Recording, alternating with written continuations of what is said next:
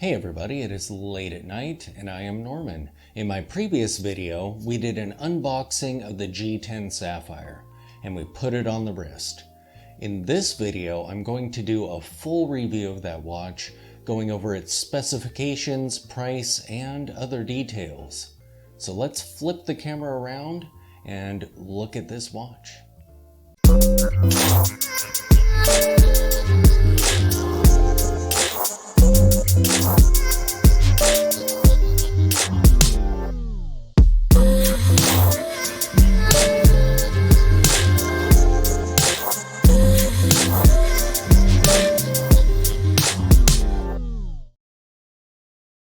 Okay, so here is the CWC G10 Sapphire.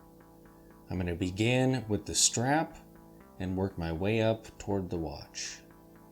This ships on a standard NATO strap, and I apologize, but I've altered it, so it is now a single pass. That is typically the first thing I do when I get a NATO, so this is not in the original state that it arrived in. It had the pass that goes behind there. We have polished hardware on this. It would have been cool if they went with brushed. Just because, I mean, that is a tank. And brushed would be right in line with that.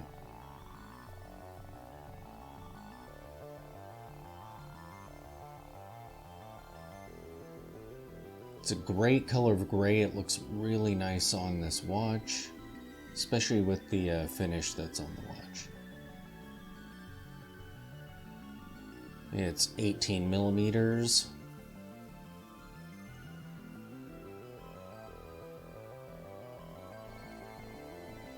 Very nice. Super utilitarian. Totally fits with the watch. Alright, so on to the watch itself. As you can see, the entire thing is bead blasted. The only shine we have is in the rehaut there.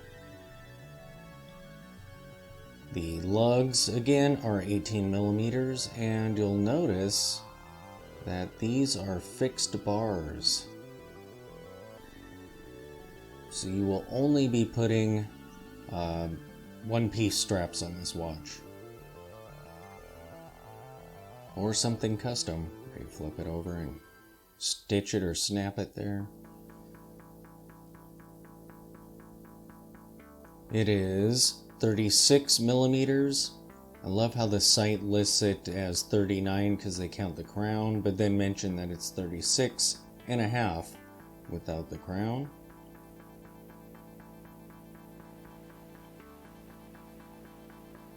You can see it's kind of tall. But the way the case is shaped, it kind of disguises it. You don't really notice the height unless you're actually looking straight along its side. Let's take a look at the case back.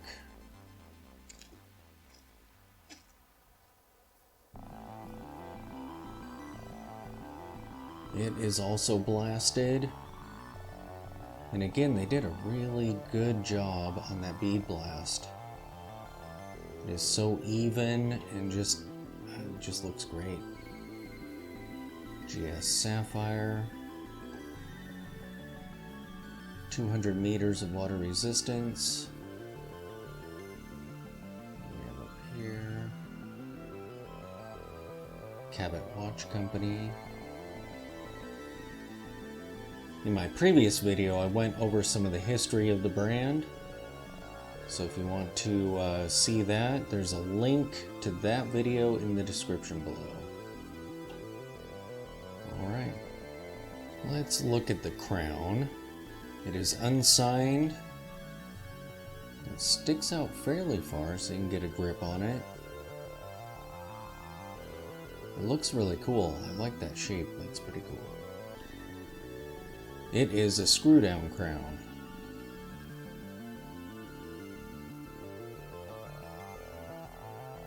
Of course, being a quartz watch, you're only going to be using this for setting the time. So I pull this out. And you can see that the movement hacks, so we can get some really precise time setting. Very smooth. It feels pretty high quality.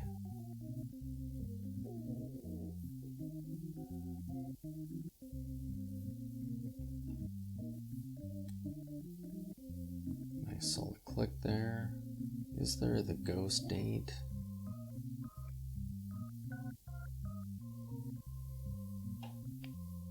Yeah, I think so. That's fine though. Screws in really nicely. Not bad at all. Now on to the dial. You see it is kind of a glossy black. Originally, CWC just had their letters up there without the oval around it. And they later changed that. Cool triangle at the top. Seconds track there.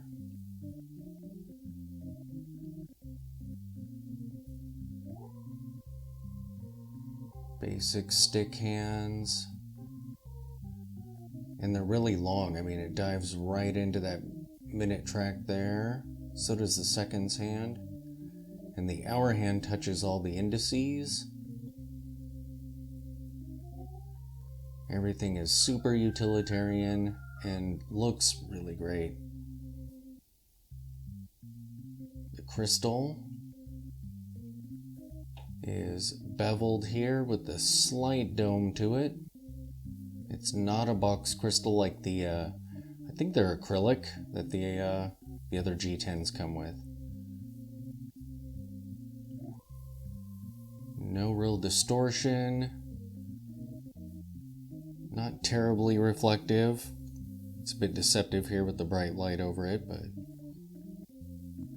very legible. Very nice. Let's see what this looks like on the wrist. Before I do that, I'm currently wearing the Stova, which is about the same size as the G10, but look at how different that looks.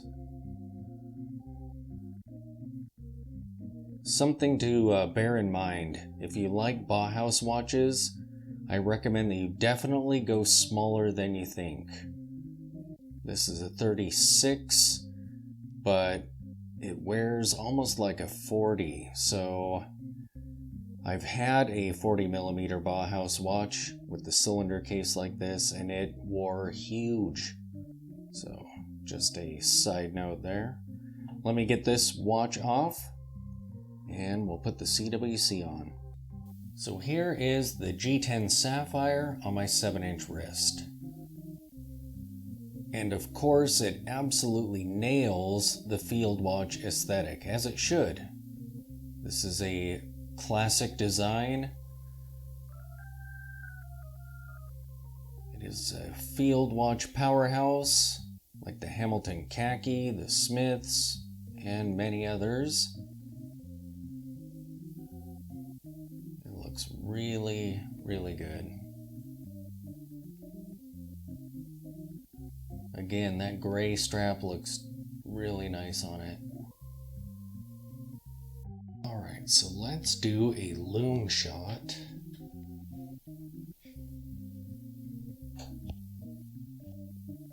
Nice. That is some really nice loom on there. They've gone with Super Luminova. And this is one of those watches where you actually notice the loom throughout the day even, if it gets charged up and you go into a slightly dimmer room.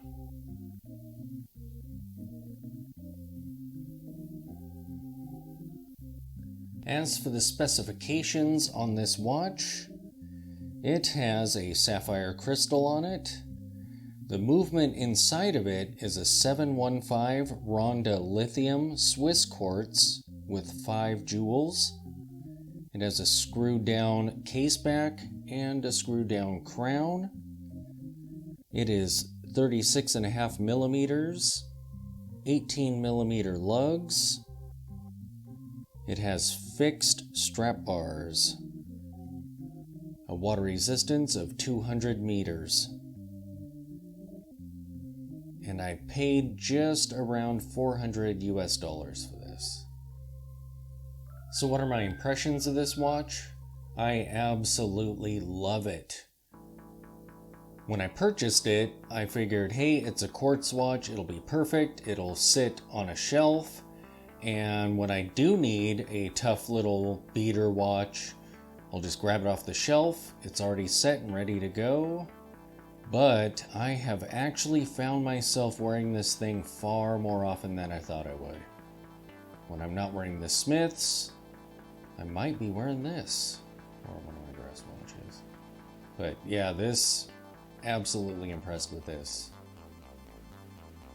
It looked even cooler than I thought it would. And I've enjoyed it far more than I thought it would. It is so tough. Absolute tank.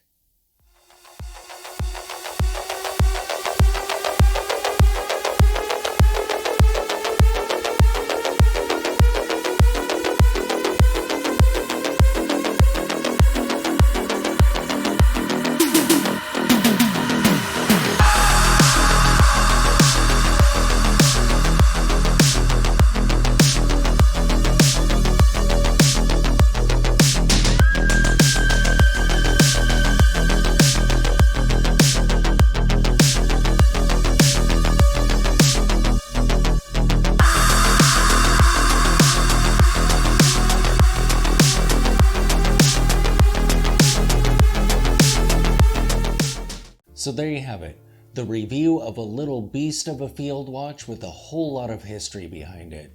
And with the upgrades that they've recently done to it, you can beat this thing up and swim in the ocean with it. Thanks for watching.